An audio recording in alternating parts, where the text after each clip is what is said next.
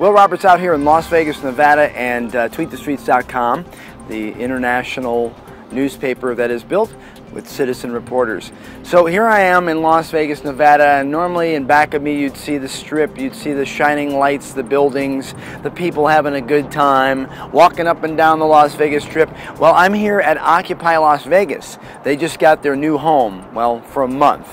They get a month in this one area here in Las Vegas, and they're going to occupy it, just like Wall Street, and just like, I believe, about, I don't know, 300 or 400 other spots around the world that are occupying, to show that they are the 99% and that 1% needs to stop holding on to all their money and maybe share the wealth.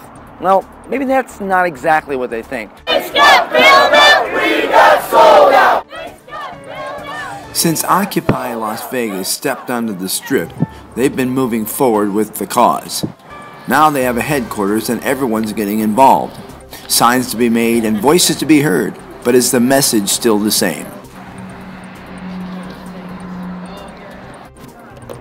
Corporate greed has just about bankrupted this country. Let's say people had their mortgages bought out instead of a bunch of greedy Wall Street bankers. Our economy would still be booming. People would be hiring landscapers and babysitters.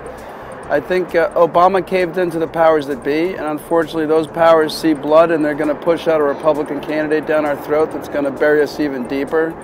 And this will be Mexico if we're not careful. And if the people don't register to vote, and I hope give Obama another chance, or another lefty with a brain who will stand up to these gutless thugs.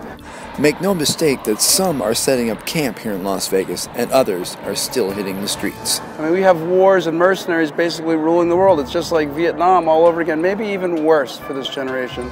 And I'm out here because I'm an old man and I've seen it. I was a veteran almost 20 years ago. And if you don't do something now, register to vote, you really can't complain if something worse comes down. Now you have to give credit to these Occupy folks. I mean, they're dedicated. They're here 24/7 for the cause. Not because they have to be, but because they want to be. Well, to be quite honest, this lot completely sucks. When the planes come in, we'll be buffeted by the wash from the jets. My guess this is an overflow lot for some sort of bull riding ring or something. I mean, this is the bottom of the bottom to get us away from the tourists. And that's really discouraging, but it's better than the truncheon, which the police were getting ready to use. So we'll have 30 days here, and then I imagine these people will probably try a little disobedience, and then they'll be ushered on their way. Because after all, this is Las Vegas, and the police have been rather good up until now, but you can only push so far. Tourism is the industry here.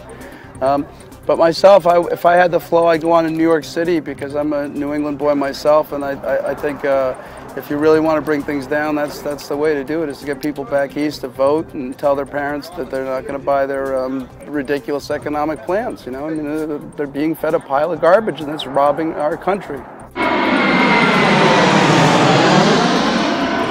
Even minor distractions and poor conditions didn't stop this small percentage of Occupy Las Vegans from setting up camp. Folks were driving in and donating supplies to help with this makeshift camp. I was even told that a few bankers came by with supplies and apologies.